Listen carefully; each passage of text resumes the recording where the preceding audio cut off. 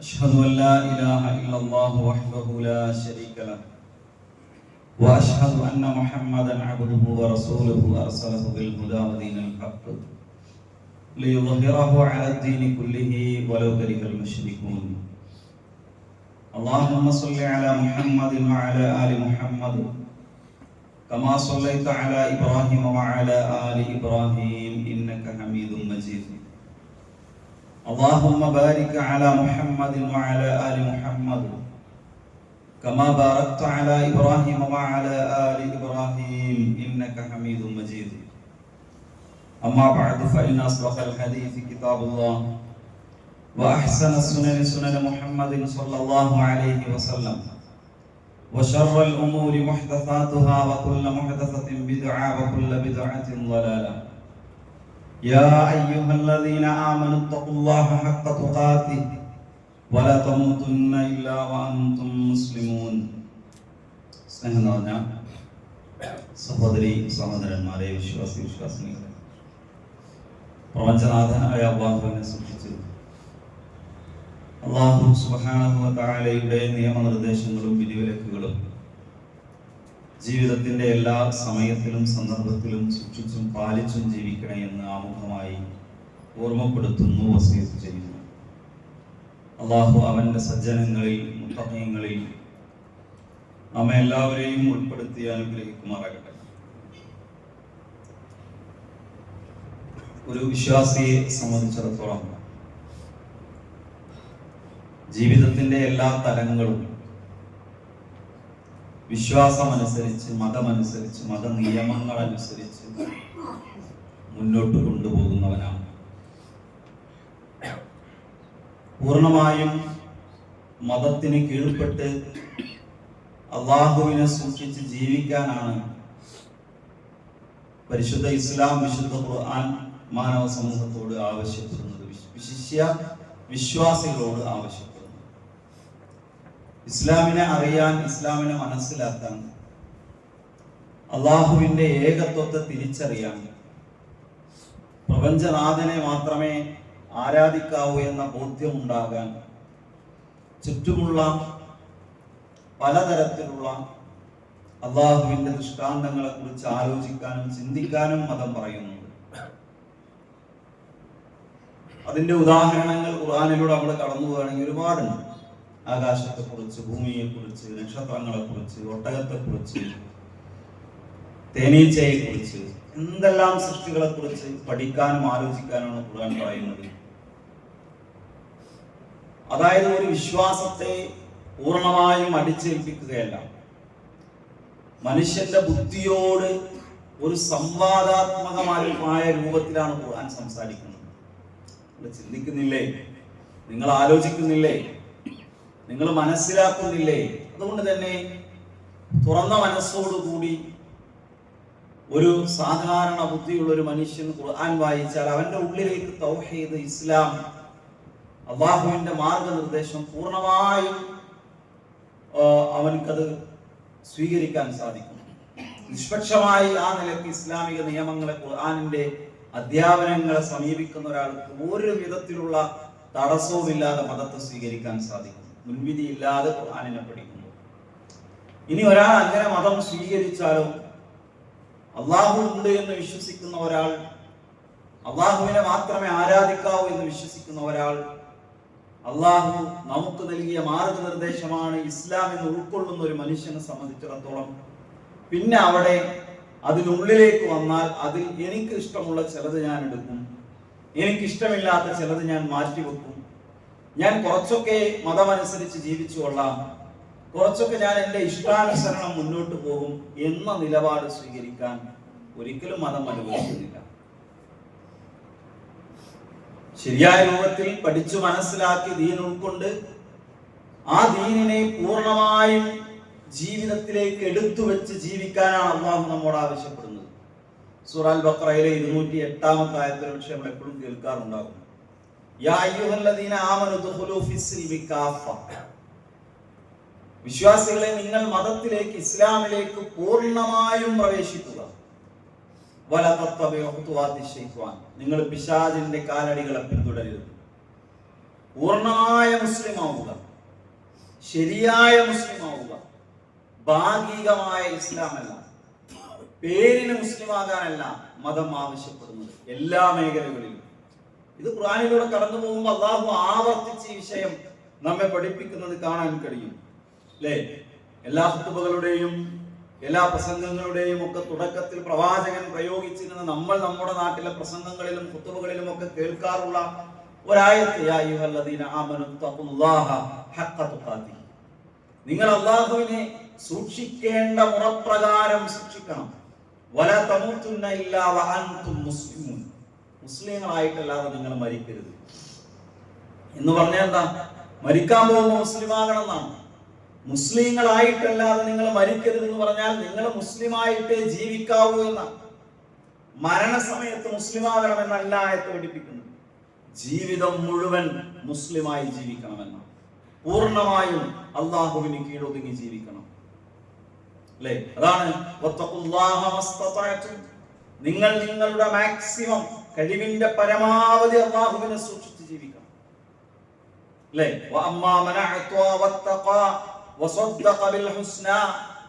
ദാനങ്ങൾ നിർവഹിക്കുകയും അള്ളാഹുവിനെ സൂക്ഷിച്ച് ജീവിക്കുകയും നന്മകളിൽ വിശ്വസിക്കുകയും ചെയ്യുന്ന ഒരു മനുഷ്യനെ സംബന്ധിച്ചിടത്തോളം അവൻക്ക് നാം എളുപ്പമുള്ളതിലേക്ക് വഴി എളുപ്പമാക്കി കൊടുക്കും, അഥവാ സ്വർഗത്തിലേക്കുള്ള വഴി എളുപ്പമാകും. ഇവിടെ നമ്മൾ കാണുന്നത് പലപ്പോഴും പേരിന് മുസ്ലിം ആകാൻ ആഗ്രഹിക്കുന്ന ആളുകളെയാണ് വലിയൊരു ശതമാനവും നമ്മൾ കാണുന്നത്.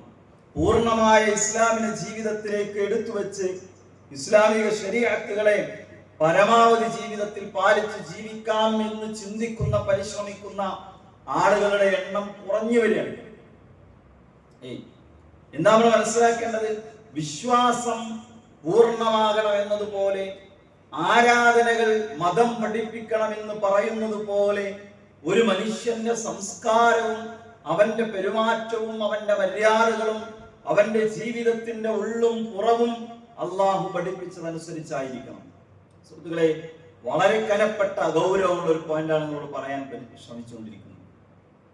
എന്നാൽ എല്ലാ തലങ്ങളും, ഉദാഹരണം എടുക്കുകയാണെങ്കിൽ വേഷം എങ്ങനെയാവണം ഒരു മുസ്ലിമിന്റെ വേഷം? അവിടെ ഒരു മാർഗനിർദ്ദേശമുണ്ട്. അത് ഇസ്ലാമിന്റെ പ്രത്യേകതയാണ്. ലോകത്തൊരു മതത്തിലും ഒരു ദർശനത്തിലും നമുക്ക് കാണാൻ കഴിയില്ല. മനുഷ്യന്റെ സമുചിതമായ എല്ലാ മേഖലകളിലെയും സ്വാതന്ത്ര്യത്തെ വാഗ്ദാനം ചെയ്തുകൊണ്ട് മനുഷ്യ ജീവിതത്തിന്റെ ചരിത്രത്തിലൂടെ കടന്നു പോകുമ്പോ ഒരുപാട് ഫിലോസഫർമാർ, തത്വചിന്തകന്മാർ കടന്നു വന്നിട്ടുണ്ട്.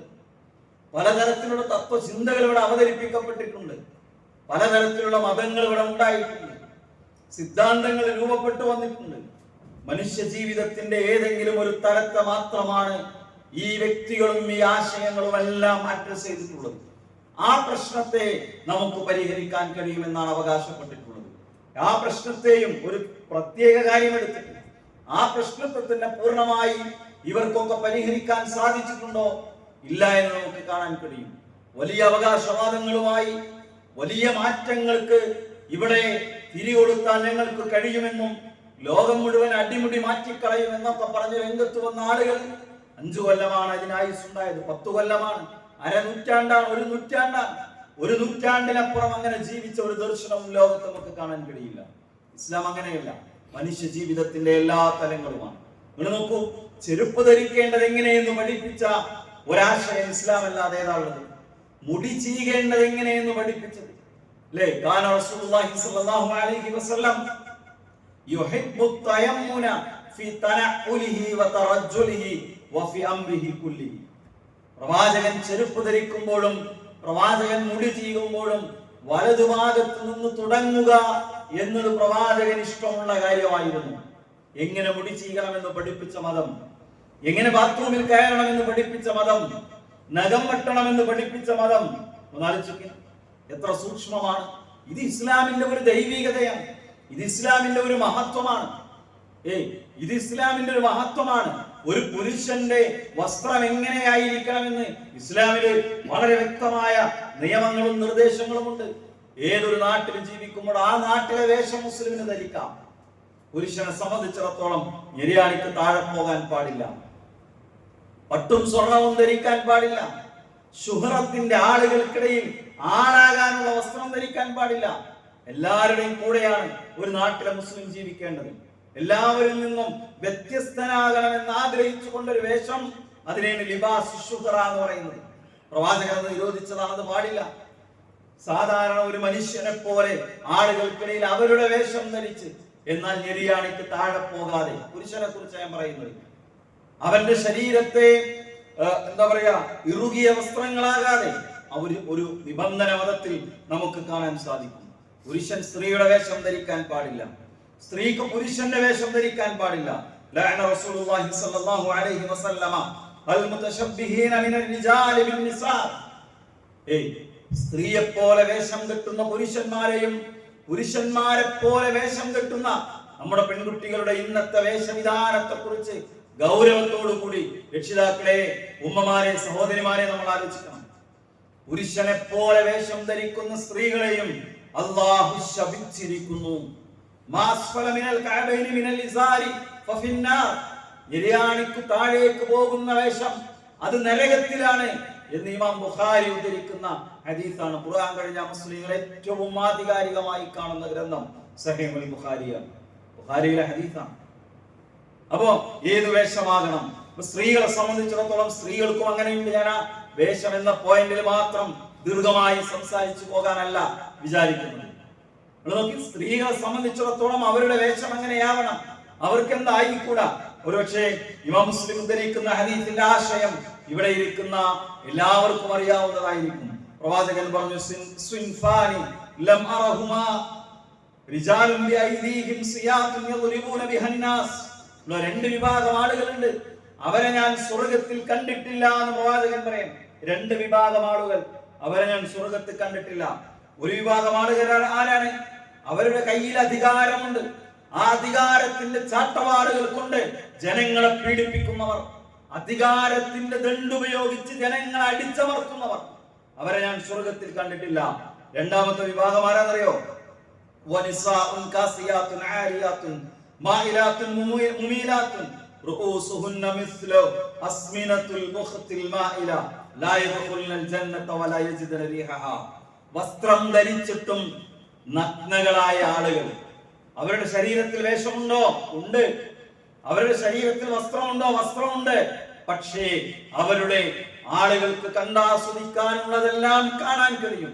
ഇറുകിയ വേഷങ്ങളാകാം, പകുതി പുറത്തു കാണുന്ന വേഷങ്ങളാകാം, അവരുടെ ഔറത്ത് എന്ന് മതം പഠിപ്പിച്ച ഭാഗങ്ങൾ പുറത്തു കാണുന്നതാകാം. അല്ലേ? സ്ത്രീകൾ അവരുടെ മുഖമക്കനകൾ മാറിലേക്ക് താഴ്ത്തിയിടട്ടെ എന്ന് വിശുദ്ധ ഖുർആൻ പഠിപ്പിച്ചു. അല്ലേ? യുദ്നീന ജലാബീബിഹിന്ന, അവരുടെ മൂടുപടങ്ങൾ അവർ താഴ്ത്തിയിടട്ടെ എന്ന് വിശുദ്ധ ഖുർആൻ പഠിപ്പിച്ചു. തലമറക്കുക എന്നുള്ളത് മുടി സ്ത്രീയുടെ ഔറത്തായി ഇസ്ലാം പഠിപ്പിച്ചു. അവിടെ മുഖം മറക്കുന്നത് നിർബന്ധമാണോ അല്ലേ എന്നുള്ളത് പണ്ഡിതന്മാർക്കിടയിൽ അഭിപ്രായ ഭിന്നതയുണ്ട്. എന്തായിരുന്നാലും മറ്റു ഭാഗങ്ങളെല്ലാം ഒരു പുരുഷനെ കാണാൻ പറ്റാവുന്ന രൂപത്തിൽ, ചിലപ്പോൾ സ്ത്രീകൾക്ക് പോലും തന്നെയും കാണാൻ പറ്റാവുന്ന രൂപത്തിൽ പുറത്തേക്ക് കാണിക്കാൻ പാടില്ല എന്നുള്ളത് മതത്തിന്റെ നിയമമാണ്, മുസ്ലിമിന്റെ വിശ്വാസത്തിന്റെ ഭാഗമാണ്. അത് നമ്മൾ നമ്മുടെ ജീവിതത്തിൽ പകർത്തേണ്ടതാണ്. അല്ലേ? എല്ലാം കാണാൻ മനുഷ്യന് അനുവാദമുണ്ടോ? എല്ലാം കേൾക്കാൻ മനുഷ്യന് അനുവാദമുണ്ടോ? കണ്ണിന്റെ വ്യഭിചാരത്തെ കുറിച്ച്, കാതിന്റെ വ്യഭിചാരത്തെ കുറിച്ച് പറഞ്ഞു. നോക്കാൻ പാടില്ലാത്തടത്തേക്ക് നോക്കാൻ പാടില്ല, കാണാൻ പാടില്ലാത്തത് കാണാൻ പാടില്ല. അല്ലേ? മ്യൂസിക്കിനെ കുറിച്ച് പറയുന്ന വാചകങ്ങളെ ഹദീസുകളിൽ കാണാം. എന്താണ്? ഒരു കാലം വരാനുണ്ട്,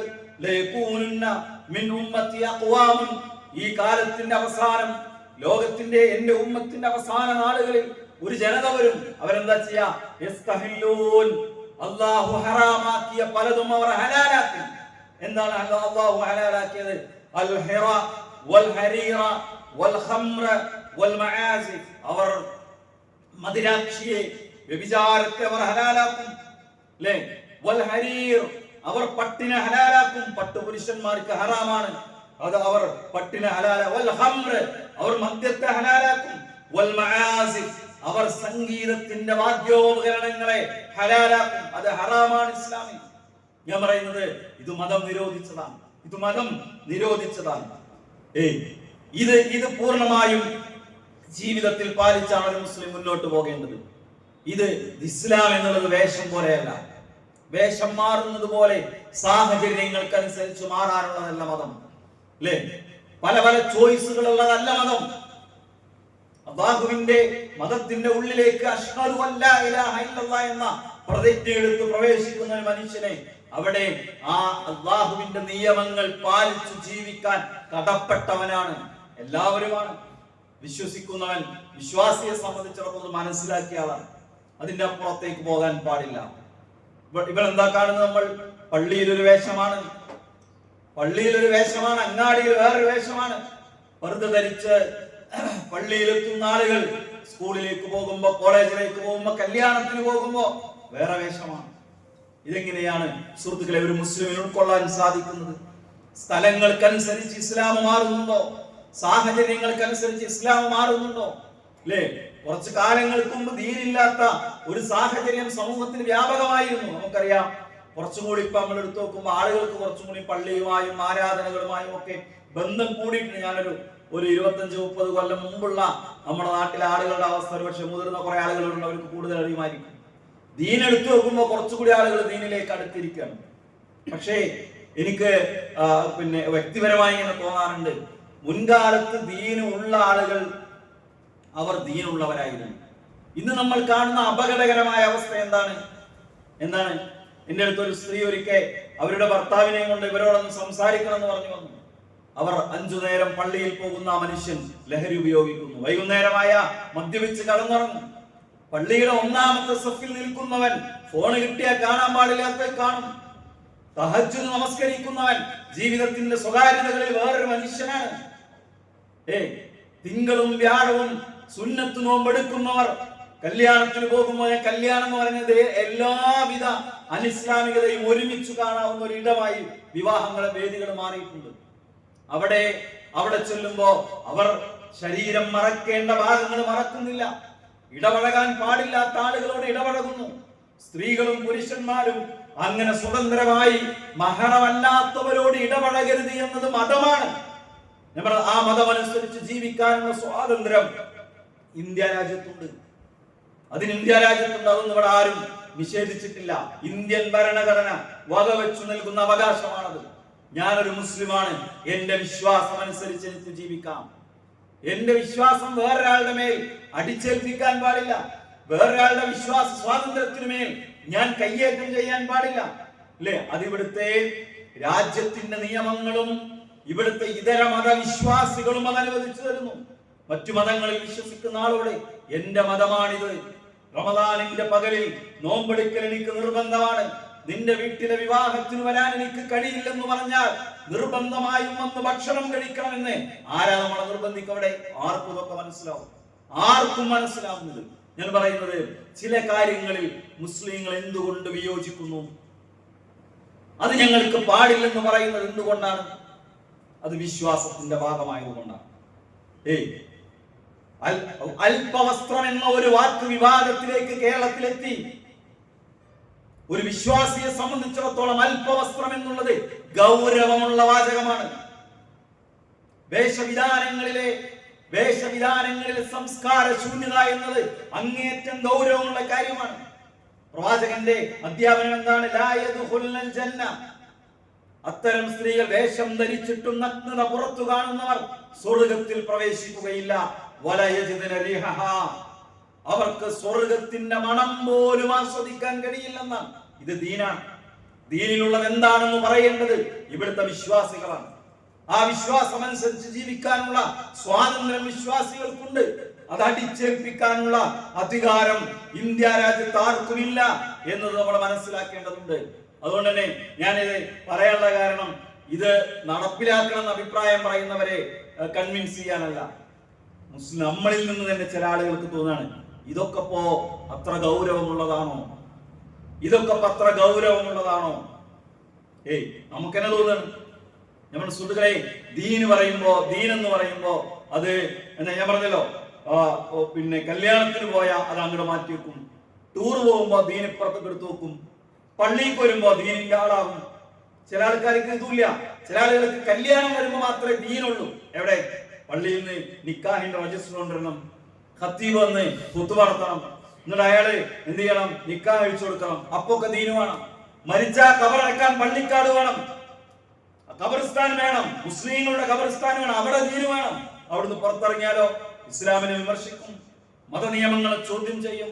ഞാൻ പറയുന്നത് ദീന് പൂർണ്ണമായും നമുക്ക് നടപ്പിലാക്കാനുള്ളതാണ്. ഇത് പരലോക വിജയത്തിന്റെ പ്രശ്നമാണ്, ഭൗതികമായ ഏതെങ്കിലും കാര്യത്തിന്റെ പ്രശ്നമേ അല്ല. ഒരു മനുഷ്യനെ അയാളുടെ മതമനുസരിച്ച് വേഷവിധാനം ധരിക്കാനും, ഒരു മനുഷ്യനെ അയാളുടെ മതം വിലക്കുന്ന കാര്യങ്ങളിൽ നിന്ന് വിട്ടുനിൽക്കാനുമുള്ള സ്വാതന്ത്ര്യത്തിന്റെ പ്രശ്നമല്ല ഇത്. മറിച്ച് എന്റെ പരലോകം എനിക്ക് നഷ്ടപ്പെടാൻ പാടില്ല എന്ന ആ ഒരു വിശ്വാസത്തിന്റെ ഭാഗമാണിത്. അല്ലേ? നോക്കൂ, ഇസ്ലാം പഠിപ്പിക്കുന്ന നിയമങ്ങൾ അതനുസരിക്കാത്തവരെ സംബന്ധിച്ച് പ്രവാചകൻ വിശുദ്ധ ഖുർആനിന്റെ പ്രയോഗം എന്താണ്? എന്താ പ്രയോഗം? തിൽക ഹുദൂദുല്ലാഹ്. അല്ലാഹുവിന്റെ നിയമങ്ങളെ കുറിച്ച് പറഞ്ഞിട്ട് അല്ലാഹ് പറയാം. ഒരു വിഷയത്തിലെ നിയമങ്ങൾ ഇങ്ങനെ വിശദീകരിച്ചിട്ട് അല്ലാഹ് പറയാം, തിൽക ഹുദൂദുല്ലാഹ്, ഇതാണ് അല്ലാഹു നിശ്ചയിച്ച പരിധി.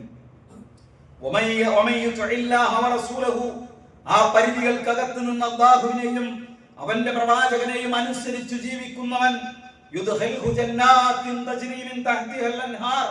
താഴ്വാരങ്ങളിലൂടെ അരുവികൾ ഒഴുകുന്ന സ്വർഗ്ഗത്തിലേക്ക് അല്ലാഹു അവനെ പ്രവേശിപ്പിക്കും. അത് മഹത്തായ വിജയമാണ്. എന്നാൽ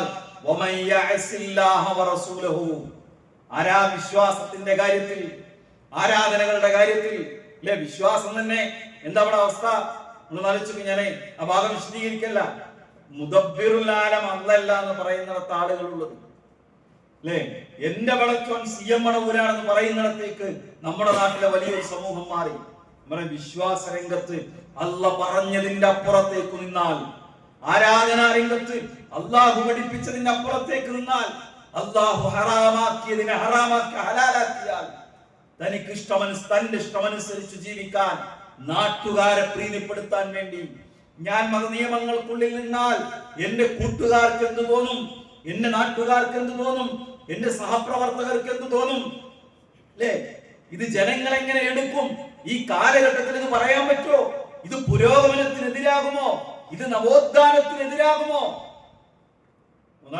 ഇതൊക്കെ ചിന്തിച്ചിട്ടാണ് ആളുകൾക്ക് പലതും പറയാൻ മടി, ചിലതൊക്കെ സമ്മതിക്കാൻ മടി, ചിലതിൽ നിന്നൊക്കെ വിട്ടുനിൽക്കാൻ മടി. ഞാൻ പറയുന്നത് അല്ലാഹുവിനും അവന്റെ പ്രവാചകനും ആരെങ്കിലും എതിരായാൽ അല്ലാഹുവും അവന്റെ വിശുദ്ധ ഖുർആനും പ്രവാചക ചര്യയും പഠിപ്പിച്ച അതിർവരമ്പുകൾ ഉണ്ടല്ലോ, ആ അതിർവരമ്പുകൾ ആരെങ്കിലും മറികടന്നാൽ അവൻ ശാശ്വതമായ നരകത്തിൽ അല്ലാഹു അവനെ പ്രവേശിപ്പിക്കുന്നതാണ്. അവന് നിന്ദ്യമായ അപമാനകരമായ ശിക്ഷ ഉണ്ടായിരിക്കും. സുഹൃത്തുക്കളെ, ഇത് നമ്മുടെ മതത്തിന്റെ പ്രശ്നമാണ്. പല വിഷയങ്ങളിലേക്ക് നമ്മൾ പ്രവേശിക്കുമ്പോൾ നമ്മളെ സംബന്ധിച്ചിടത്തോളം ലോകത്തെവിടെ പോയാലും ഞാനൊരു മുസ്ലിമാണ്. ആ മുസ്ലിമായി ജീവിക്കാൻ നമ്മൾ പരിശ്രമിക്കേണ്ടതുണ്ട്. ആ മുസ്ലിമായി ജീവിതം മുന്നോട്ട് കൊണ്ടുപോകാൻ ഖുർആൻ പറഞ്ഞില്ലേ, കഴിവിന്റെ പരമാവധി നമ്മൾ പരിശ്രമിച്ച് മുന്നോട്ട് പോകാൻ വേണ്ടത്. അതിന് അല്ലാഹു നമുക്ക് എല്ലാവർക്കും തൗഫീഖ് നൽകി അനുഗ്രഹിക്കുമാറാകട്ടെ.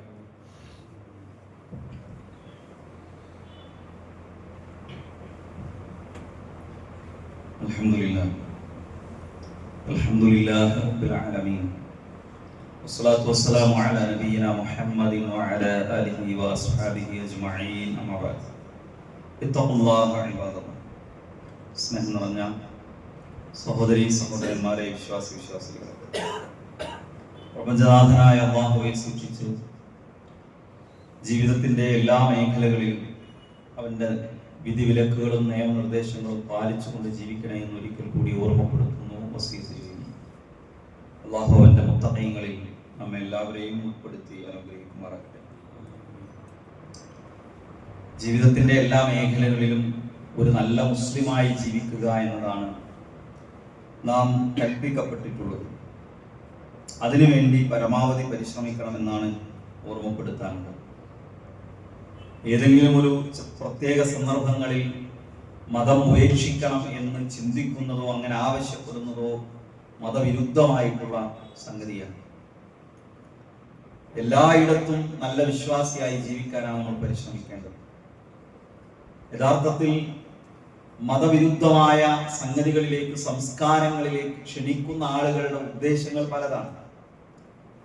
ഇവിടെ സ്കൂളിൽ കൊണ്ടുവരുന്ന ഒരു കായിക പരിശീലനവുമായി ബന്ധപ്പെട്ട് നടന്ന ചാനൽ ചർച്ചയിൽ 2 ചാനലുകളിൽ അതിനെ ന്യായീകരിക്കുന്ന ആളുകൾ പ്രയോഗിച്ച 2 വാചകങ്ങൾ, 2 ആളുകൾ വ്യത്യസ്ത ചാനലുകൾ വ്യത്യസ്ത സമയത്ത് പ്രയോഗിച്ച ഒരു വാചകമുണ്ട്. എന്നറിയോ? നിങ്ങളുടെ ഭൂമി, നിങ്ങളുടെ വിശ്വാസം അനുസരിച്ച് ഭൂമി പരന്നതാണോ ഉരുണ്ടതാണോ? ഖുർആനിൽ ഭൂമി പരന്നതാണ് എന്ന് പറയുന്നു ഇസ്ലാമിനെതിരെ ഇസ്ലാം വിമർശകർ, ഇസ്ലാമിന്റെ എതിരാളികൾ ഉന്നയിക്കുന്ന ഒരാരോപണമുണ്ട്. പക്ഷെ ലോകത്തെമ്പാടും വലിയ സംവാദങ്ങൾ നടക്കുകയും ചർച്ചകൾ നടക്കുകയും ഖുർആൻ എന്താണ് പറഞ്ഞത് എന്ന് വ്യക്തമായി ബോധ്യപ്പെടുത്തി കൊടുക്കാൻ മാത്രം ധാരാളം തെളിവുകൾ ഉള്ള സംഗതിയാണ് ഖുർആനിൽ ഭൂമി പരന്നതാണെന്നും പറയുന്നത്. പക്ഷേ ഇവിടെ ആളുകളുടെ ഉള്ളിൽ നിന്ന് അവരുടെ ഉള്ളിൽ കിടക്കുന്ന യഥാർത്ഥ ഇസ്ലാം വിരോധം അതിന് പുറത്തേക്ക് വരികയാണ്. അത് ചിലതൊന്നും കുട്ടികളുടെ ആരോഗ്യമോ നിലനിൽക്കുന്ന ലഹരിയോ ഒന്നുമല്ല പ്രശ്നം. അത് ഏതെങ്കിലും ഒരു പ്രത്യേക രാഷ്ട്രീയ പാർട്ടിയെ കുറിച്ചല്ല. ഇപ്പോ ഏത് രാഷ്ട്രീയ പാർട്ടി കാര്യങ്ങൾ കൈകാര്യം ചെയ്താലും അങ്ങനെയൊക്കെ നമ്മൾ മുന്നോട്ട് പോവുക, അങ്ങനെയൊക്കെ ആയിരിക്കും ഞങ്ങൾ മുന്നോട്ട് പോകുന്നത്. ഇന്ന വിഭാഗമൊന്നുമില്ല. ഇവരുടെയൊക്കെ പ്രശ്നം ഉള്ളിലെ ഇസ്ലാം വിരോധമാണ്. ഒന്ന്. രണ്ടാമത്തേത്, ലോകത്താകമാനം പ്രചരിക്കുന്ന ചില സ്വതന്ത്ര ആശയങ്ങളുണ്ട്. അതിങ്ങനെ ഇറക്കിക്കൊണ്ടിരിക്കുകയാണ്. ഇതൊരു സ്ലോ പോയിസൺ ആണ്. അതിങ്ങനെ ഇറക്കിക്കൊണ്ടിരിക്കുകയാണ്. ഒരു സ്ലോ പോയിസൺ ആയിട്ട് ഇങ്ങനെ കൊണ്ടുവരണം. പതുക്കെ വശം കൊടുത്ത് ഇഞ്ചിഞ്ചായി കൊല്ലുക എന്നറിയും. ആ പരിപാടിയാണ് ഇവിടെ നടക്കുന്നത്. പല പല മേഖലകളിലൂടെ എന്ത് ചെയ്യും? ഇത് മുസ്ലിം കമ്മ്യൂണിറ്റിയിലേക്ക്, മുസ്ലിങ്ങൾക്ക് മാത്രമല്ല എല്ലാ വിശ്വാസികളിലേക്കും, ധാർമ്മികത ആഗ്രഹിക്കുന്ന എല്ലാ ആളുകളുടെയും ഉള്ളിലേക്ക് കൊണ്ടുവരും. അതിന് ചെയ്യേണ്ട ഒരു സംഗതി എന്ന് വെച്ചാൽ മനുഷ്യനിൽ നിന്ന് ലജ്ജ എടുത്തു കളയാണ് ചെയ്യുക. ഹയാ എന്ന് പറഞ്ഞൊരു സാധനം, ഹയാ, ലജ്ജ. ഇത് ദീനിന്റെ ഭാഗമാണ്. പ്രവാചകൻ പറയാറുള്ളത് അൽ ഹയാഉ വൽ ഈമാനു ഖുരിനാ ജമീഅൻ. ലജ്ജയും ഈമാനും രണ്ടും ഇങ്ങനെ ഒന്ന് ചേർന്ന് നിൽക്കുന്ന സാധനമാണ്. ഈമാൻ പോയാൽ ലജ്ജ പോകും, ലജ്ജ പോയാൽ ഈമാനും പോകും. ഹദീസ് ഇങ്ങനെ ഫഇദാ റുഫിഅ അഹദുഹുമാ റുഫിയൽ ആഖർ. ഒന്ന് ഉയർത്തപ്പെട്ടാൽ അതിന്റെ കൂടെ മറ്റൊന്നും പോകും. നമ്മൾ ലജ്ജ നഷ്ടപ്പെട്ടവന് ഏത് വസ്ത്രം ധരിക്കാം, ലജ്ജ നഷ്ടപ്പെട്ടവന് ഏത് ഡിജയിലും ആർമാദിക്കാം, ലജ്ജ നഷ്ടപ്പെട്ടവന് എന്തും വിളിച്ചു പറയാം, ലജ്ജ നഷ്ടപ്പെട്ടവന് ഏത് അവിഹിത ബന്ധങ്ങൾക്കും ഒരു ന്യായമുണ്ടാവും. അതുകൊണ്ട് ലജ്ജയെ എടുത്തു കളയാണ് ചെയ്യാം. അതാണ് യഥാർത്ഥത്തിൽ ഇവിടെ നടന്നുകൊണ്ടിരിക്കുന്നത്. ഒരിക്കലും നബി ഒരാളുടെ അരികിലൂടെ ഇങ്ങനെ നടന്നു പോകുമ്പോൾ അയാൾ മറ്റൊരാൾക്ക് ഉപദേശിക്കണം. എന്തിനെ കുറിച്ച് ഉപദേശിക്കുന്നു? ലജ്ജയുള്ളവനാകണം, എല്ലാം ചെയ്യരുത്, തോന്നിയതൊക്കെ ചെയ്യുന്നതല്ല വിശ്വാസിയുടെ രീതി, അല്ലെ? ഒരു മാന്യത പാലിച്ചുകൊണ്ട് പലതിൽ നിന്നും വിട്ടു നിൽക്കണം. അപ്പൊ നബി അറുപത് പറഞ്ഞു, അവനെ വിട്ടേക്ക്, അവനെ ഉപദേശിക്കണ്ട. ലജ്ജയുടെ കാര്യത്തിലാണ് അവൻ ഉപദേശിക്കുന്നത്. ലജ്ജ എന്ന് പറഞ്ഞാൽ അത് ഈമാനിന്റെ ഭാഗമാണ്. ഈമാനുണ്ടോ അയാൾ ലജ്ജാശീലനായിരിക്കും. തോന്നിയത് വിളിച്ചു പറയുകയും തോന്നിയിടത്ത് പോവുകയും തോന്നിയ വേഷം ധരിക്കുകയും തോന്നിയതുപോലെ ജീവിക്കുകയും ചെയ്യുന്നവനല്ല ഒരു വിശ്വാസി എന്ന് പറയുന്നത്. അവന്റെ ഉള്ളിൽ ലജ്ജയുണ്ട്. ആ ലജ്ജയുണ്ടാകുമ്പോ അവൻ കുറെ മാന്യനായി വേഷത്തിൽ, സംസ്കാരത്തിൽ, പെരുമാറ്റത്തിലൊക്കെ മാന്യതയുള്ളവനായി ജീവിക്കും. അത് എടുത്താണ് കളഞ്ഞാൽ പിന്നെ എന്തു ആകാം. അതുകൊണ്ട് പലതും ആകസ്മികമായി നടക്കുന്നതല്ല. നമ്മൾ മനസ്സിലാക്കേണ്ടത് ഇതൊക്കെ മൊത്തത്തിലുള്ള ലോകത്തെമ്പാടും നടക്കുന്ന ചില വലിയ ലക്ഷ്യങ്ങളോടുകൂടിയുള്ള അജണ്ടകളുടെ ഭാഗമാണ്. അതുകൊണ്ട് തന്നെ ഒരു കുട്ടി അല്ലെങ്കിൽ ഒരാൾ ഒരു അനിസ്ലാമികമായ വേഷം ധരിച്ചിട്ട് ഞാൻ എന്റെ ഇഷ്ടം അനുസരിച്ചുള്ള വേഷം ധരിക്കുകയാണ് എന്ന് പറഞ്ഞാൽ ഈ കാലത്ത് അത് ശരിയല്ല, അത് തെറ്റാണ്. ഒരാളും അയാളുടെ ഇഷ്ടത്തിനനുസരിച്ചല്ല ചെയ്യുന്നത്. പ്രത്യേകിച്ച് മതം പഠിപ്പിക്കുന്ന കാര്യങ്ങൾക്ക് എതിർ നിൽക്കുന്നവർ, അമിതമായ മേക്കപ്പ് ഉപയോഗിക്കുന്നത്, വേഷവിധാനങ്ങളിൽ അനിസ്ലാമികമായ വേഷം ധരിക്കുന്നത്, സംഗീതം ആസ്വദിക്കുന്നത്, തെറ്റായ ബന്ധങ്ങളിലേക്ക്, വിവാഹപൂർവ്വ ബന്ധങ്ങളിലേക്കും അവിഹിതങ്ങളിലേക്കും പോകുന്നത്. ആളുകൾ ഞാൻ എന്റെ ഇഷ്ടമനുസരിച്ച് അല്ല, അത് ലോകത്തെമ്പാടും ഒരുപാട് ആളുകൾ ഇങ്ങനെ പ്രചരിപ്പിക്കാൻ, ആ പ്രചരിപ്പിക്കുന്നതിൽ വീണുപോവുകയാണ്. വേറൊരു നിലക്ക് പറഞ്ഞാൽ ലോകത്ത് വേറെ ആരൊക്കെയോ വരച്ചു കാട്ടുന്ന വഴിയിലൂടെ അവരുടെ പിന്നിൽ ഇങ്ങനെ നടക്കുകയാണ്. മുന്നിൽ നടക്കുന്ന വേറൊരു വിഭാഗമുണ്ട്. അവരാണ് ഈ ആളുകളെ നിയന്ത്രിക്കുന്നത്. വേറെ അനിസ്ലാമികമായ ലിബറൽ ആശയങ്ങളുടെ അടിമകളാണ്. ഒരാളും സ്വന്തം ഇഷ്ടമനുസരിച്ചല്ല. ഈ അനിസ്ലാമികമായ ജീവിതം എന്ന് പറഞ്ഞാൽ നിന്റെ ഇഷ്ടമനുസരിച്ച് എനിക്ക് തോന്നിയതുപോലെ എന്നത് കേവലം ഒരു വാചകമാണ്. എവിടെ നിന്നാ അത് കിട്ടിയത്? വേറെ ഒരു തരത്തിലുള്ള ശക്തമായ അടിച്ചേൽപ്പിക്കൽ ഇവിടെ ഉണ്ട്. അത് സോഷ്യൽ മീഡിയ നിരന്തരം ഉപയോഗിക്കുമ്പോ, സിനിമ കാണുമ്പോ, പല വ്ളോഗർമാരുടെയും ഫോളോവർമാരാകുമ്പോ, പല ഇൻഫ്ലുവൻസർമാരുടെയും പിന്നാലെ കൂടുമ്പോ, അവരൊക്കെ കൂടി ഇങ്ങനെ ജീവിക്കണമെന്ന് അടിച്ചേൽപ്പിക്കുമ്പോ അവരുടെ അടിമകളായി ജീവിക്കുകയാണ് ചെയ്യുന്നത്. പിന്നെ ഒരു മുസ്ലിം എന്താ വേണ്ടത്? അത്തരം അടിമകളാവാതെ ഒരു നല്ല മുസ്ലിമായി അള്ളാഹു എനിക്ക് നിർദ്ദേശിച്ച ജീവിതവുമായി ഞാൻ മുന്നോട്ട് പോകും. ഞാൻ അഭിമാനമുള്ള ഒരു മുസ്ലിമാണ്. ഞാൻ പള്ളിയിലും അങ്ങാടിയിലും കല്യാണ സദസ്സിലും മരണ വീട്ടിലും പാർക്കിലും ബീച്ചിലും മദ്രസയിലും വൈജ്ഞാനിക സദസ്സിലും എല്ലായിടത്തും ഞാൻ മുസ്ലിമാണ്. ഞാൻ അഭിമാനമുള്ള മുസ്ലിമാണ്. അല്ലെ സഹോദരിമാരോട് പറയാനുള്ളത്, ഞാൻ ഹിജാബ് ധരിക്കും. നിങ്ങൾ എന്നെ തട്ടമഴിക്കാൻ ശ്രമിക്കുമ്പോ ഞാൻ അതിൽ കൂടുതൽ ശ്രദ്ധ പുലർത്തും. ഞാൻ ഹിജാബ് ധരിക്കുന്നത് അടിച്ചമർത്തലിന്റെ ഭാഗമല്ല, അഭിമാനത്തോടു കൂടിയാണ്. നിങ്ങൾ എന്റെ മേൽ ഇമ്പോസ് ചെയ്യുന്ന അടിച്ചമർത്തുന്ന ആ സ്വതന്ത്ര ജീവിതത്തിന് ഞാൻ തയ്യാറല്ല. ഞാൻ അഭിമാനമുള്ള മുസ്ലിമത്താണ് എന്ന് പെൺകുട്ടികൾക്ക്, സഹോദരിമാർക്ക് പ്രഖ്യാപിക്കാൻ സാധിക്കണം.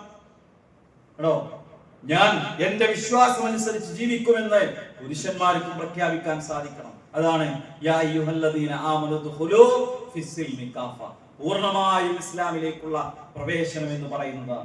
ആ നിലയ്ക്ക് ജീവിക്കാൻ വേണ്ടിയാണ് പരിശ്രമിക്കേണ്ടത്. അതിന് അല്ലാഹു നമുക്ക് തൗഫീഖ് നൽകി അനുഗ്രഹിക്കുമാറാകട്ടെ. നമ്മിൽ നിന്ന് വന്നുപോയ എല്ലാ വീഴ്ചകളും തെറ്റുകുറ്റങ്ങളും അല്ലാഹു നമുക്ക് പുറത്തു മാപ്പ് നൽകുമാറാകട്ടെ. പരീക്ഷണങ്ങളിലൂടെ രോഗശയ്യയിൽ കഴിഞ്ഞുകൂടുന്ന, പരീക്ഷണത്തിന്റെ പ്രയാസങ്ങളിലൂടെ കടന്നു പോകുന്ന, പ്രാർത്ഥന കൊണ്ട് വസിയത്ത് ചെയ്ത ധാരാളം ആളുകളുണ്ട്. അള്ളാഹു എല്ലാവരുടെയും പ്രയാസങ്ങൾ നീക്കിക്കൊടുക്കട്ടെ, രോഗങ്ങൾക്ക് ശമനം നൽകട്ടെ. നമ്മിൽ നിന്ന് വേർപിരിഞ്ഞു പോയ നമ്മുടെ പ്രിയപ്പെട്ട മാതാപിതാക്കൾ, ആദർശ ബന്ധുക്കൾ, കുടുംബ ബന്ധുക്കൾ, അള്ളാഹു എല്ലാവർക്കും മഗ്ഫിറത്തും മർഹമത്തും നൽകി അനുഗ്രഹിക്കുമാറാകട്ടെ. അള്ളാഹു അവരെയും നമ്മെയും അവന്റെ ജന്നാത്തുൽ ഫിർദൗസിൽ ഒരുമിച്ച് കൂട്ടുമാറാകട്ടെ. اللهم اغفر للمؤمنين والمؤمنات والمسلمين والمسلمات الأحياء منهم والأموات إنك مجيب الدعوات يا قاضي الحاجات. اللهم أجرنا من النار، اللهم أجرنا من النار، اللهم أجرنا من النار وأدخلنا الجنة يا رب العالمين. اللهم أعز الإسلام والمسلمين وأذل الشرك والمشركين. ربنا تقبل منا إنك أنت السميع العليم وتب علينا إنك أنت التواب الرحيم. اللهم صل على محمد وعلى آله وأصحابه وسلم والحمد لله رب العالمين.